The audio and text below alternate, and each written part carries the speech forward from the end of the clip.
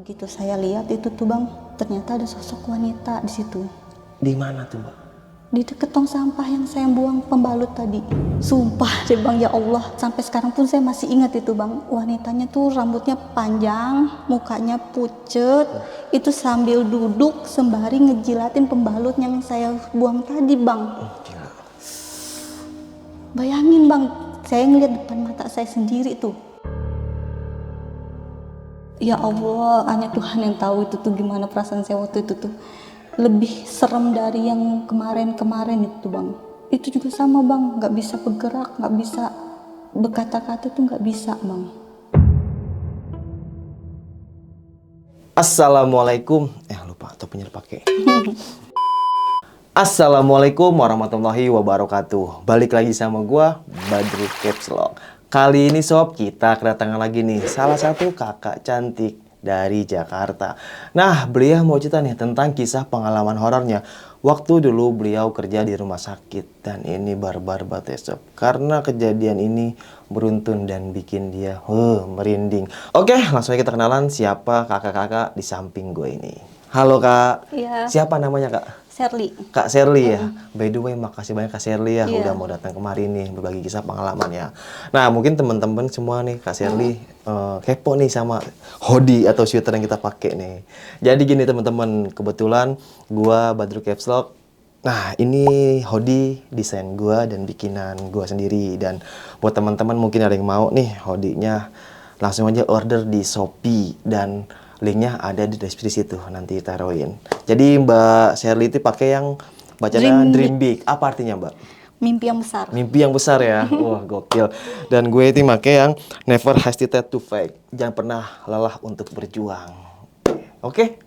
Langsung aja dicek OT Shop ya. Nah, kali ini Mbak Shirley mau cerita tentang kisah pengalaman apa nih Mbak? Mau cerita tentang pengalaman saya yang pernah bekerja di rumah sakit pada tahun 2015. Oke, dan ini kisah barbar OT Shop ya. Tahan dulu ya Mbak Shirley ya. Sebelum kita lanjut ceritanya, buat teman-teman yang belum subscribe, jangan lupa subscribe dan diaktifkan loncengnya. Buat teman-teman yang udah subscribe, kita banyak-banyak terima kasih. Selama YouTube ini masih berdiri, donasi akan terus berjalan. Oh ya nih, buat teman-teman yang punya kisah pengalaman horor, jangan disimpan aja. Langsung aja kirim ceritanya ke nomor WhatsApp itu tuh. Kuy, kita gibah misi sini. Oke, cari posisi serban terbaiknya, siapin kopinya sama cemilannya. Langsung aja di order hoodie-nya. Langsung aja kita ke Gibah Misteri.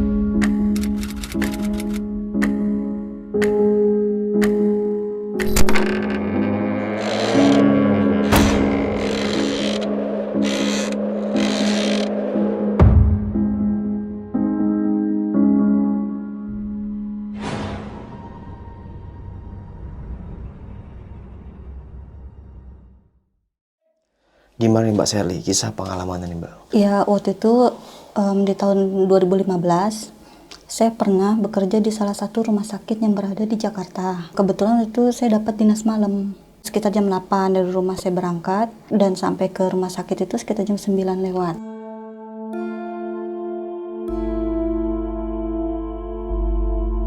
Sampai ya di rumah sakit, kita seperti biasa melakukan aktivitas seperti biasa kan. Kita ngecek setiap kamar dan juga kita ngecek juga setiap per lantai. Kebetulan rumah sakit itu ada 5 lantai. Oke. Namanya nggak usah disebutin ya Mbak ya? Ya.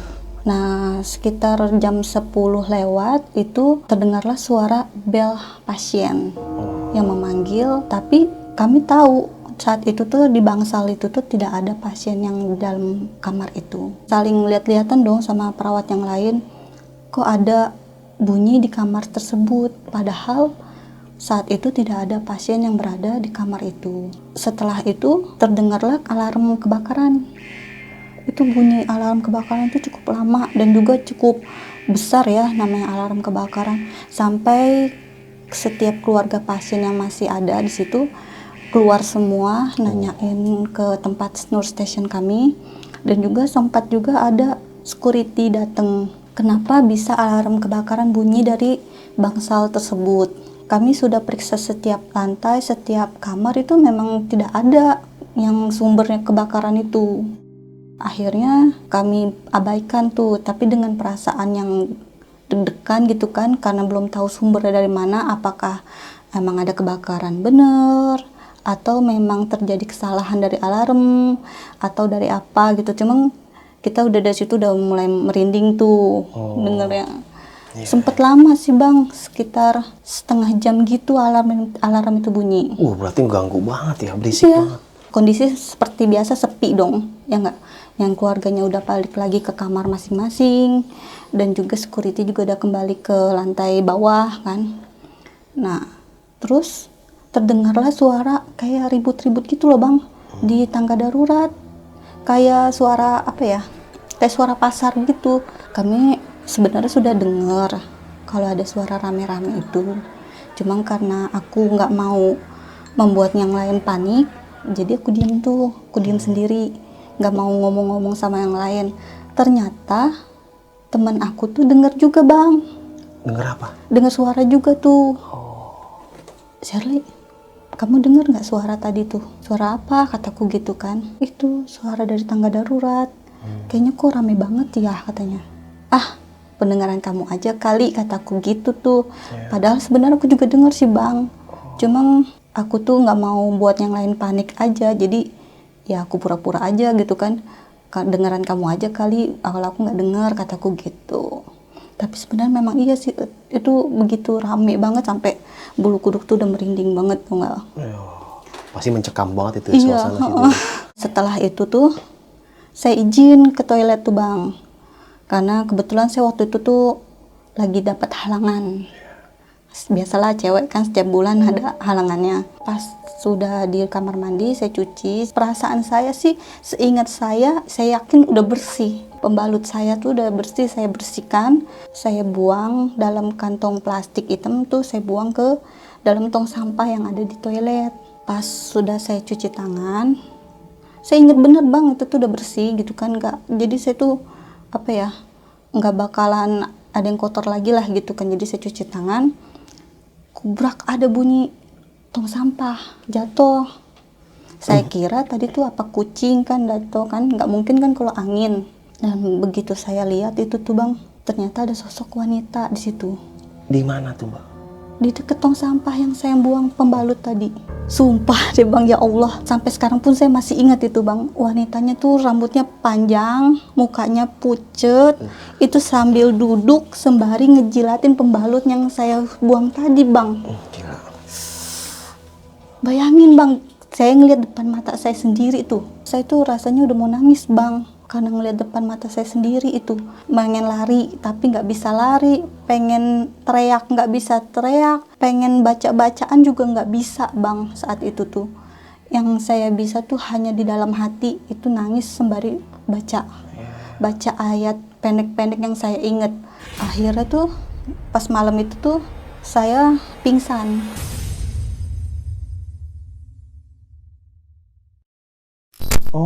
Di rumah di kamar mandi itu? Paginya pas saya bangun itu udah di ruangan lain. Itu baru dinas malam pertama itu Bang.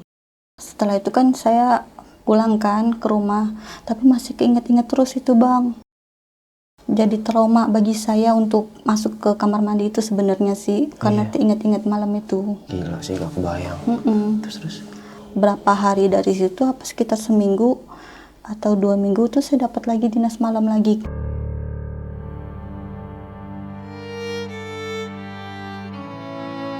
Saya waktu itu kan berangkat agak awal dari sebelumnya tuh, karena saya pengen nyampe ke rumah sakit itu tuh nenangin diri dulu, karena masih keinget-inget yang sebelumnya itu Bang. Saya berangkat itu tuh sekitar jam 4 sore, sampai ke rumah sakit jam 5 sore. Saya nenangin diri dulu, karena masih kebayang yang waktu itu, dan juga saya masih mempersiapkan diri karena mau dinas malam lagi. Dan setelah saya rileks, nah di malam yang kedua itu tuh kebetulan kami tuh menangani pasien yang mau operasi untuk besok. Sebenarnya sih pasien itu tuh tidak ada gejala sakit atau apa Pak, karena sehat kan, dia pengen operasi besok. karena pasien itu tuh sempet stres karena besok mau operasi, jadi dia ngambil obat untuk dia minum itu sampai 3, bayangin. Terus akhirnya tuh ngedrop kan.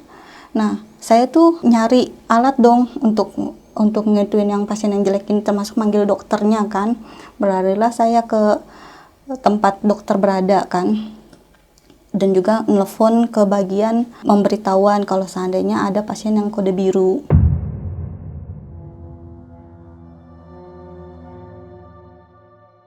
Saat saya berlari ke ruang dokter, saya tuh sempat bertemu dengan seorang nenek-nenek. Saya sih sebenarnya nggak inget kalau misalnya ternyata itu tuh pasien yang saya tanganin tadi, Bang. Saya kira itu pasien lain. Nenek-nenek itu tuh sempat bertanya sama saya tentang rumah sakit ini gitu kan, dan jadwal operasinya yang lain-lain. Saya bilang, maaf ibu, saya lagi nanganin pasien yang lagi keadaan darurat, saya perlu dokter, kataku kan gitu. Maaf, bukannya saya nggak mau membalas pertanyaan ibu. Nah udah dong, saya kembali lagi dengan dokter saya itu. Ternyata yang saya temuin tadi tuh, nenek-nenek tadi tuh akhirnya meninggal, Bang. Oh, nenek-nenek yang tadi? Yang pasien mau operasi besok.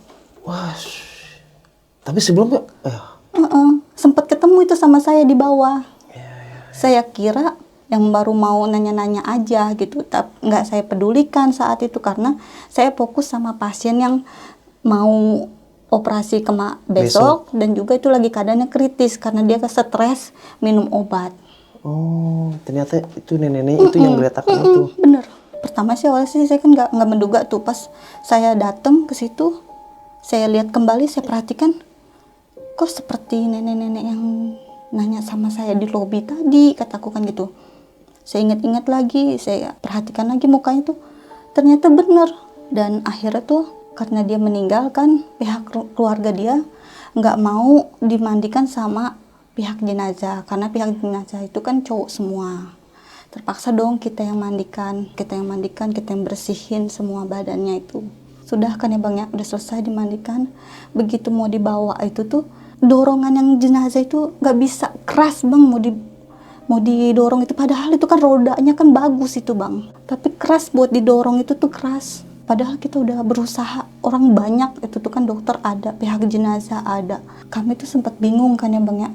Dibilang kurang percaya sama yang mistis, percaya, tapi untuk logika kadang kami masih kurang percaya sebenarnya. Udah akhirnya kami melakukan doa bersama tuh Bang. Akhirnya tuh alhamdulillah bisa.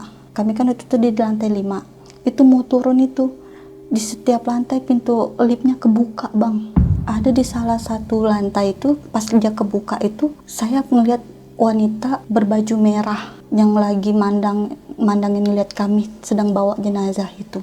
Itu lama banget pintunya kebuka tuh, untuk ketutup kembali tuh lama banget.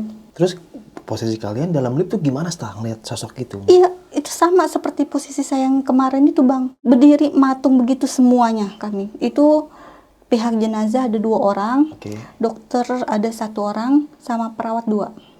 Gila, semuanya pada diam berdiri mematung melihat wanita itu.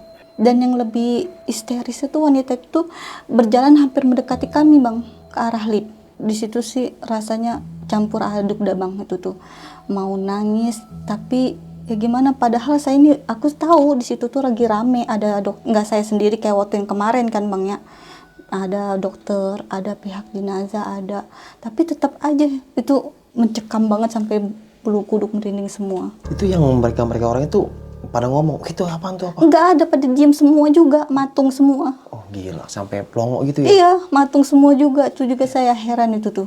Alhamdulillahnya itu tuh hampir udah mau deket lagi tuh pintunya baru ketutup. Oh. Itu lift. Jadi sosoknya pengen deket, iya, ketutup pintu lift. Itu wanita tuh masih ingat bener saya Bang. Rambutnya panjang banget, bajunya merah, tapi dia rambutnya seperti ini Bang, menutupi mukanya sebelah. Cuma walaupun nutupin mukanya sebelah ini nih, saya sempat ngeliat ada darah juga di sini nih, di arah ke pipinya sini. Ada darahnya itu tuh. Ngeliatin ke arah kami. Udah kan akhirnya tuh sampailah kami di bawah bang. Iya. Sampai di bawah itu kami saling lihat-lihatan bang. Dalam hati tuh sebenarnya pengen bertanya sama yang lain itu apakah mereka ngeliat juga atau enggak, apa cuma saya sendiri yang lihat. Cuma ya sudahlah, saya tahan dulu kan ya bang ya, rasa penasaran saya itu untuk bertanya ke yang lain. Iya. Yang penting jenazah ini kita masukkan dulu ke ruang jenazah untuk di kain kafanin kayak gitu kan. Udah tuh bang, akhirnya kita ke ruang jenazah untuk mengurus surat kematiannya. Keluarga-keluarga pasien juga kita panggil untuk ditanyakan bagaimana baiknya kondisi mayat ini, apa mau dibawa ke kampung atau mau dibawa ke rumahnya langsung ke rumah pihak keluarga. Setelah itu tuh terjadi juga pas mau masukin si mayat ini nih ke dalam mobil, itu juga sempet keset juga itu rodanya itu tuh. Saya juga nggak ngerti kenapa tiba-tiba tuh rodanya keset terus setiap mau bawa pasien itu tadi. Akhirnya tuh kita baca doa bersama kembali, nah baru bisa dijalanin lagi roda itu masuk ke dalam mobil jenazah tadi. Ya beginilah bang ya, suka dukanya jadi perawat ya. Mau dikerjain kayak gimana, tapi nggak dikerjain gimana gitu kan. Pokoknya tantangannya tuh setiap dinas malam aja sih itu. Berasa banget ya Mbak Berasa ya? banget emang. Soalnya sepi rumah sakit itu kan kalau malam. Dan mata on terus Mbak kalau malam? Bener banget. Soalnya kita nggak bisa tidur sedikit pun. Kalau misalnya tidur takutnya nanti pasiennya anfal ataupun dianya nanti ada apa-apa perlu panggilan perawat. Ya cuma mau gimana ya, demi masyarakat. Iya, tugas ya Mbak Tugas, ya? Iya, bener-bener. Jadi kita harus jalanin.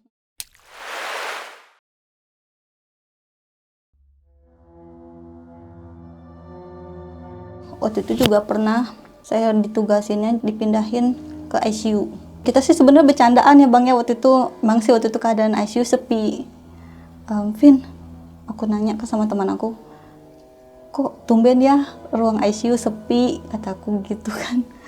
Nggak ada pasien yang kayak gimana gitu kan.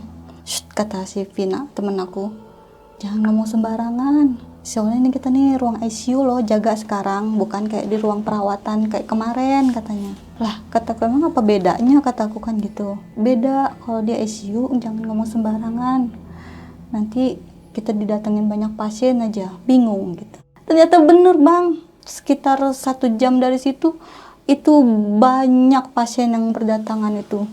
Pasien manusia atau sosok? Iya, ada yang manusia bener, ada yang ternyatanya sosok, tapi penglihatan kita manusia ada. Kok tumben tiba-tiba langsung banyak gitu kan. Nah ternyata memang nggak semuanya manusia bang. Makanya kami tahu gini, pertama kan emang yang datang tuh manusia tuh, kita data lah ya nggak namanya tuh. Ternyata tuh ada memang di sesuai KTP-nya kan ada. Kita lihat kan, sudah kita tanganin ya bang ya. Kita seperti biasa kita cek tensi darahnya, kita cek juga keluhan dia. Terus udah itu kita nanti urus data administrasinya ke bagian administrasinya nanti. Nah baru nanti kita panggilkan dokter yang untuk menanganinya. Tiba-tiba ada satu pasien satu lagi tuh datang lagi bang. Nah, selang beberapa lama gitu kayak sekitar 2 jam dari situ ada datang lagi tuh pasien tuh bang. Itu keadaannya kritis banget. Itu tuh kayak korban tabrakan gitu. Itu keadaannya tuh banyak darah, banyak luka itu semuanya tuh. Kita akhirnya tuh kan ngambil berangkar lah bang ya untuk bawa pasien itu ke dalam. Udah kita bawa tuh pasien itu ke dalam, kita cek tensinya seperti biasa ya bang ya. Tapi memang ada yang aneh, kok tensinya nggak naik. Pas kita kayak gini-giniin kan apa yang itunya tuh tensi darahnya tuh dia nggak mau naik bang. Beda sama pasien yang pertama kan, itu ada dia naik kan, itu kelihatan tuh berapa per 100-nya, berapa per itunya. Di situ juga kita udah mulai curiga tuh, kenapa pasien yang ini kok beda sama pasien yang tadi. Karena kita berpikiran positif aja, mungkin karena itu rusak kali, pikir kami gitu kan. Itu udah tuh kita diemin. Ternyata pas kita kembali lagi udah nggak ada pasiennya.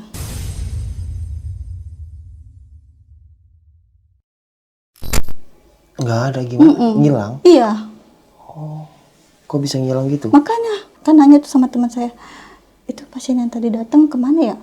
Lah tadi kan bukannya ada di sini katanya. Lah iya sih, tadi terakhir di sini waktu sebelum kita ngambil alat tensi yang baru kan, karena kita kira tadi rusak kan, ternyata udah nggak ada lagi di ruangan ICU itu. Nah terus teman saya tuh langsung marah dong sama saya. Tuh makanya saya bilang juga apa, kita nih lagi di bagian ICU, jangan sembarangan ngomong katanya. Kalau di bagian perawatan gak apa-apa lah katanya kan ya. Nah dari situ tuh bang saya percaya, berarti kalau di ICU tuh jangan ngomongnya sembarangan.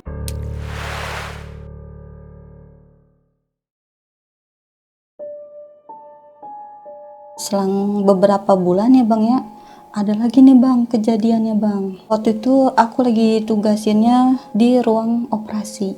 Sebenarnya kejadian itu tuh nggak begitu malam-malam banget sih bang, masih sore itu tuh. Ada yang mau dioperasi gitu ya bang ya. Saya tuh disuruh ngambil alat karena ada kekurangan seperti dressing set sama gunting. Kita cari dong ke stok lemari kita penyimpanan. Pas saya cari-cari tuh nggak ketemu alat itu di mana.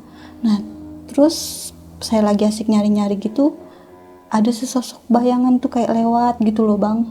Mungkin perasaan saya aja gitu kan ya, udah saya nggak peduliin tuh, saya cari lagi. Tuh biasanya penyimpanan kita tuh udah rapi, udah tertata di situ tempat-tempatnya bang, tapi anehnya pas hari itu tuh nggak ada. Saya cari-cari kemana-mana tuh, saya itu lagi, kok perasaan saya di belakang kayak ada yang ngeliatin gitu loh bang. Siapa gitu kan, saya lihat di belakang nggak ada. Tapi berasa kayak Tapi berasa ada yang ngeliatin itu. Karena saya lagi keburu-buru gitu kan ya, akhirnya saya cari lagi kan ya bang ya, saya nggak pedulikan itu tuh sosok itu.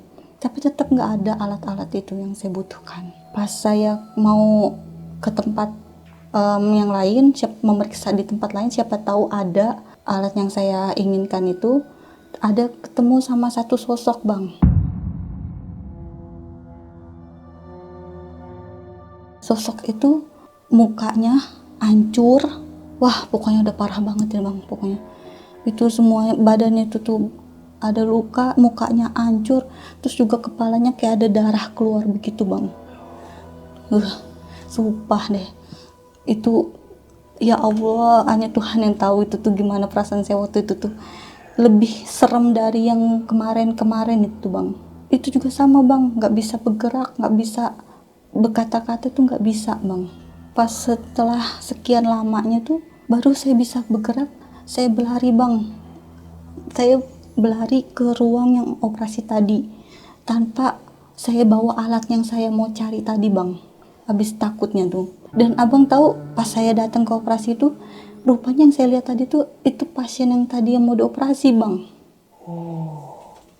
Saya lihat itu bener, ternyata orang yang tadi saya temuin di depan pintu yang ruang alat tadi saya itu mungkin mau memberitahu ya bang ya, kalau seandainya dia mungkin udah nggak ada nyawa lagi kali ya.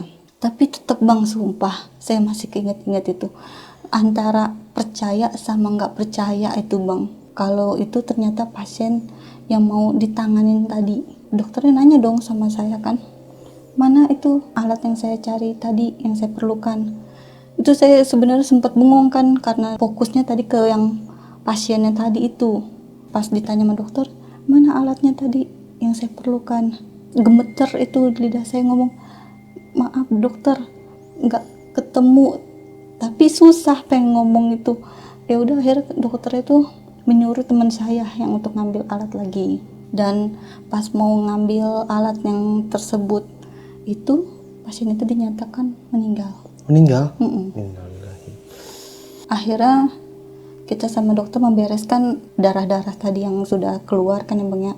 Kita rapikan, kita balut lagi, kita jahit lagi yang sudah kita bedah tadi. Yang luka-luka tadi tuh kita bersihin, sama kita dipakein alkohol itu loh bang, NaCl, bersihinnya. Nah setelah itu ya kita bawa ke ruang jenazah kembali kan ya bang ya. Dan di ruang jenazah itu tuh juga ada yang kayak lewat-lewat gitu bang. Maksudnya gimana nih, Mbak? Bayangan yang lewat itu, seperti ada yang lewat itu. Kita juga nggak tahu ya itu tuh apa gitu kan ya.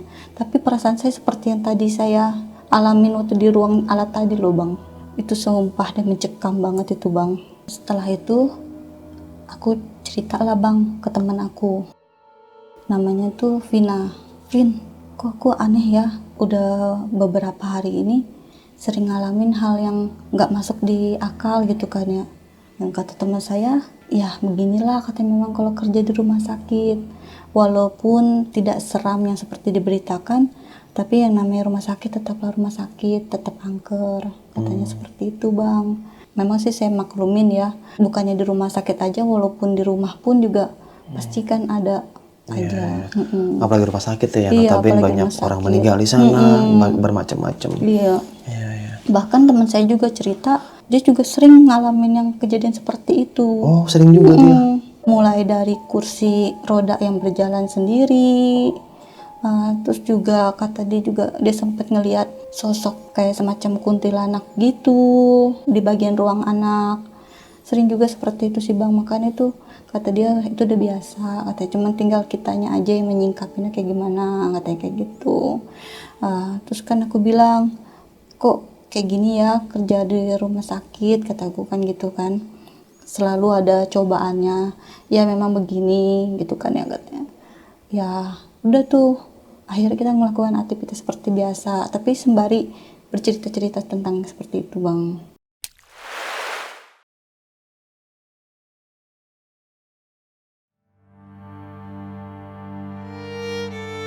Nah udah tuh kan Bang ya, sudah berselang waktu 2 bulan tuh saya sih sebenarnya masih kepikiran Bang, masih sering keinget gitu kan dengan kejadian-kejadian yang sudah-sudah. Tapi saya berusaha lah Bang ya untuk melupakannya, nggak mungkin saya ingat-ingat terus. Iya, benar. Karena kan saya kan niatnya juga benar kan Bang, pengen kerja kan. Baru mau lupa tuh Bang, ada kejadian lagi Bang. Pas kita lagi dinas sore itu, dinas sore sekitar sebelum maghrib kalau nggak salah deh Bang. Sebelum maghrib itu tiba-tiba ada dari salah satu bangsal rumah sakit kita tuh yang teriak Bang, teriak sekenceng-kencengnya itu tuh. Kita langsung lari dong ke situ ya nggak, dengan perasaan yang bertanya-tanya kami tuh kenapa ada pasien yang teriak-teriak kayak begitu. Pas sampai kita datang ke ruangan itu, ternyata pasien itu tuh kesurupan. Pasien yang kesurupan? Iya. Itu kesurupannya, wah bener-bener itu tuh meraung-raung, manggil-manggil nama, nggak tahu saya juga itu siapa itu yang dipanggilnya itu tuh. Pakai bahasa juga saya juga nggak tahu bahasanya apa itu ya. Pokoknya semuanya itu orang ditunjuk-tunjuk sama dia tuh dengan mata yang melotot itu Bang. Kayak ngamuk-ngamuk gitu ya? Semuanya barang-barang dia tuh dilempar-lemparin ke arah kita semua itu Bang. Sampai yang pasien-pasien di sebelahnya pun itu sempat panik Bang.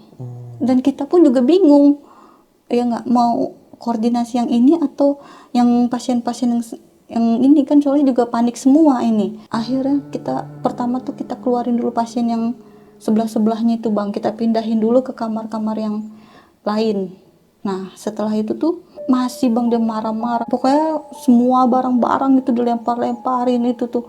Wah pokoknya dahsyat banget itu Bang. Kita juga sempet bingung itu Bang, harus apa yang kita perbuat ini enggak. Memang kita tahu tentang kesurupan sedikit banyaknya, tapi kami nggak ngerti gimana cara untuk ngeluarin si makhluk ini loh Bang. Akhirnya tuh kan karena berita itu tuh sudah menyebar kemana-mana, adalah salah satu keluarga pasien dari bangsal yang lain datang. Rupanya dia tuh seorang ustadz Pak. Dia akhirnya alhamdulillah bisa lah Bang nanganin itu tuh. Tapi katanya pasien itu tuh penunggunya ini nih, katanya dia pengen ngajak yang si pasien tadi Bang. Pengen ngajak? Iya. Ngajak kemana tuh Mbak? Maksudnya tuh mau diambilnya gitu loh Bang, nyawa dia tuh pengen diajak sama yang penunggu itu tadi. Ya kan kami kan bilang dong nggak bisa seperti itu kan, karena kan sudah berlainan dunia kan. Nah jadi akhirnya diobatin lah Bang sama si ustadz itu tadi. Itu juga pokoknya sempet adu adu berantem juga kayak gitu loh Bang. Oh, yang serupa nama susah itu. Sama si Ustadz tadi tuh. Yang si Ustadz tadi, tapi tetap itu baca-bacaan, dia tetap baca-bacaan. Nah tapi sama yang kesurupan ini tuh udah dilempar-lemparin, udah ditarik-tarikin baju si Ustadz itu tadi. Tapi alhamdulillahnya tuh Bang sadar dianya. Setelah sadar itu ya kita tanyakan ya Bang ya, Bapak kenapa tadi kok bisa sampai kesurupan seperti ini? Saya juga nggak tahu katanya Mbak. Tadi kan tertidur. Nah tiba-tiba saya seperti ini katanya gitu. Memang sih sebelum tidur katanya dia pernah ngelihat ada sosok gitu di dalam kamar mandi. Oke, kamar mandi situ. Iya. Tapi nggak dipeduliin sama dia. Nah akhirnya dia tertidur. Setelah tertidur ya ternyata seperti itu Bang. Setelah yang saya alamin beberapa kali itu ya Bang ya, bener-bener saya nggak bisa lupain Bang itu Bang. Itu kenangan saya kerja di situ Bang. Nah tapi karena saya udah udah nggak bisa lagi gitu kerja di situ, selalu keingatan, akhirnya saya pindah kerja Bang, berhenti dari rumah sakit itu. Oh, berapa bulan Mbak kalau boleh tahu situ? Udah lama Bang, udah sekitar 5 tahunan saya kerja di situ. Oh, iya. Tapi baru kali itu doang ngalamin kejadian seperti itu tuh. Dan sampai sekarang nggak bisa dilupain ya Mbak? Iya, nggak bisa dilupain sampai sekarang. Iya. Nah akhirnya saya ya memilih untuk berhenti kerja. Oke. Nah nih Mbak, selain Mbak Sherly, pernah gak ngobrol ke teman-teman nih? Lu pernah, ya namanya teman kan sampai pernah ngerasain hal horor gak sih selama kerja di sini gitu? Pernah gak Mbak Sherly temannya kayak gitu? Pernah, ada. Oke. Banyak juga sih teman saya tuh. Ada salah satunya tuh teman saya juga, ada yang bernama Vina. Itu juga sama ngalamin juga. Dia pernah ngeliat di salah satu kamar mandi, tapi bukan yang kamar mandi saya tadi tuh. Oke. Ada di kamar mandi lantai 3. Waktu jaga di situ dia sempat juga ke toilet situ pipis. Oke. Itu sekitar jam 2 malaman gitu kata dia ngeliat sesosok tinggi besar dan juga ada sosok putih seperti pocong gitu. Di kamar mandi itu? Iya, yang dia lihat. Nah itu tuh sama kayak saya tuh, dia menghampiri si teman saya itu. Nah itu teman saya juga akhirnya tuh pingsan juga sama seperti saya. Nah nih Mbak Sherly, kalau untuk pernah gak sharing-sharing sama dokternya atau sama siapa gitu? Pernah juga dia ngalamin drama dokter nih? Dokter juga saya pernah waktu itu kan nanya-nanya kan ya, kepo gitu kan ya. Dokter, pernah nggak ngalamin yang kejadian yang mistis gitu di rumah sakit ini? Kata dia, ya nggak terlalu itu sih katanya kan, nggak terlalu dramatisir banget gitu, cuma sekedar ngeliat bayangan-bayangan gitu aja kata dia gitu. Tapi saya lihat raut mukanya tuh beda gitu loh, kayak menandakan bukannya sekedar ngeliat bayangan aja. Saya tanya lagi dong ya enggak, masa sih dok cuma sekedar bayangan aja?